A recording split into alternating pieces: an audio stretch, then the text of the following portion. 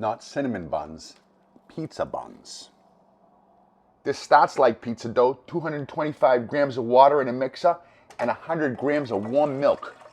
2 teaspoons of yeast and some honey for it to feed on. You know, give a couple 2, 3. Yeast looks good. 500 grams of bread flour and bring that together. Always cover with plastic to allow your flour to hydrate, especially when you're buying locally milled high quality flour. Everything's starting to get poofy. Mixer on. In goes the 6 grams of kosher salt and 25 grams of softened butter to work in. Once all that butter's absorbed, let it work out for 4 minutes. Nice and smooth. We can take this to the board. I always like to do this by hand a little bit.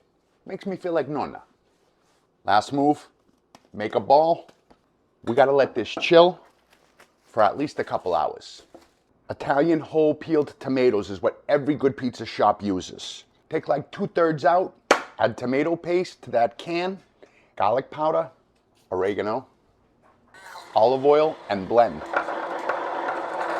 But don't get rid of the rest of those tomatoes. Bloom some garlic and olive oil.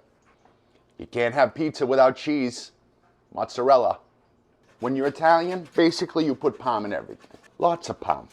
You like these people. Now that garlic's nice and golden brown, add your tomatoes, salt, pepper, pepperoncino, oregano, and blend. Boom, dipping sauce. Cast iron rubbed with butter is going to give us a beautiful bottom. Sprinkle with cornmeal like a Chicago deep dish. Another opportunity for more parm. Make it snow parm. You know what I mean? A little flour on your board and turn out that dough. Roll it out into a rectangle. You know what you're doing? Except we ain't putting cinnamon in these.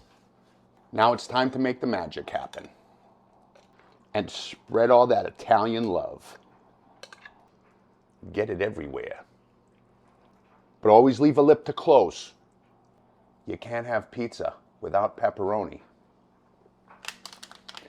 But while I'm here, these salami slices will be nice too. You know the deal. Roll them up. You made cinnamon buns before, haven't you? See that edge? Now's when you gotta be careful. Pull it up and pinch it closed. Very important. Cut it in half so it's easier to work with.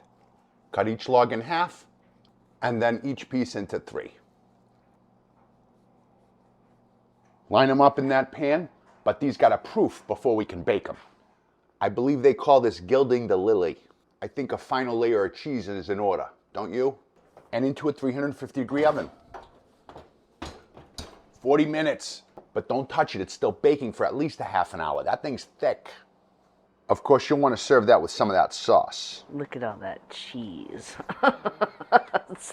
So much cheese. Well done. Those Italian buns. That's a spin on pizza night for sure. Fluffy pizza. I love pizza.